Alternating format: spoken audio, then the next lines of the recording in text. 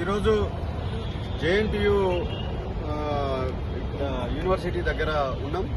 JNTU యూనివర్సిటీలో సంబంధించిన college as engineering college గట్కేసర్లో ఉన్నది. ఆ ఏఎస్ ఇంజనీరింగ్ కాలేజ్ యాజమాన్యం కక్షపూరితంగా కొంతమంది టీచింగ్ ఫ్యాకల్టీని తీసేయడం జరిగింది. దానికి కారణాలు హరాస్మెంట్ చేసిరని చెప్పేసి ఒకరిని తీసేసిరు. ఆ పేరు చెప్పుకొని మంచోళ్ళని లేకపోతే డబ్బులు ఎక్కువ ఇవ్వాల్సి వస్తుందని చెప్పేసి అర్హత ఉన్న వాళ్ళని, అంటే నెట్ సెట్ అర్హత ఉన్న వాళ్ళని కూడా వాళ్ళు కావాలని కక్షపూరితంగా ఒక హెచ్ఆర్ చెప్పిరని చెప్పేసి లేకపోతే ఇంకోళ్ళకి నచ్చలేదని చెప్పి వాళ్ళు యజమాన్యం వాళ్ళ మాటలు విని తీసేసింది. ఇది కరెక్ట్ కాదు. అకాడమిక్ ఇయర్ లో మధ్యలో తీసేయడం అనేది దుర్మార్గమైన విషయం.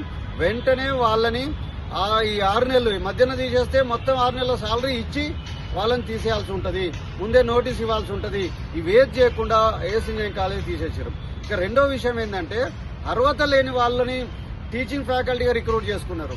నెట్ సెట్ లేదు, వాళ్ళకి అర్హత లేదు, అయినా వాళ్ళు రిక్రూట్ చేసుకుని అన్ని డిపార్ట్మెంట్లల్లో తక్కువ పైసలు ఇచ్చి పని చేసుకుందామనే పేరుతోటి ఏఎస్ ఇంజనీరింగ్ కాలేజు యాజమాన్యం చేస్తుంది.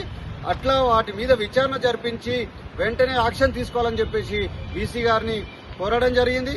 అదే సందర్భంలో తెలంగాణకు సంబంధించిన వాళ్ళని కాకుండా, అంటే లోకల్ వాళ్ళని కాకుండా నాన్ లోకల్ వాళ్ళని ఎక్కువ మంది పెట్టుకుని లోకల్ వాళ్ళని ఆంధ్ర సంబంధించో లేకపోతే ఇతరుల వాళ్ళని తీసుకుని వాళ్ళని ఉంచుకుంటూ ఇక్కడ కల్చర్ గా కొంచెం వ్యతిరేకంగా మాట్లాడినా వీళ్ళనే తెలంగాణ పరిధిలో ఉన్న లెక్చరర్స్ మాత్రమే యాక్షన్ తీసుకోవడం అనేది ఎంతవరకు కరెక్ట్?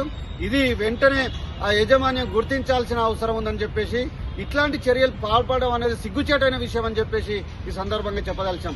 అదే సందర్భంలో కాలేజీలో ఇతర అంశాల్లో కూడా చాలా ఉన్నాయి.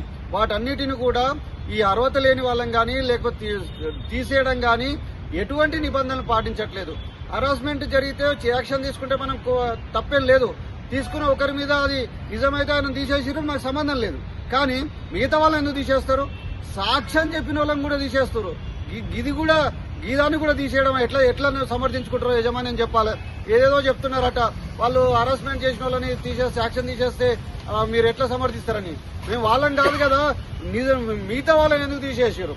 సాక్ష్యం చెప్పిన వాళ్ళని ఎవరైనా యాక్షన్ తీసుకుంటాడా? వాళ్ళ మీద కేసు పెడతాడా? వాళ్ళని జైలు పంపుతారు ఎవరన్నా? అట్లా మీరు నిర్వహించడం. కాబట్టి ఇట్లాంటి చర్యలన్నీ చేపడుతున్నారు. ఏఎస్ఎం కాలేజ్ యాజమాన్యంపై చర్యలు తీసుకుని విచారణ జరిపి వాళ్ళ కాలేజ్ గుర్తింపు రద్దు చేయాలని చెప్పేసి ఈ సందర్భంగా డిమాండ్ చేస్తా ఉన్నాం.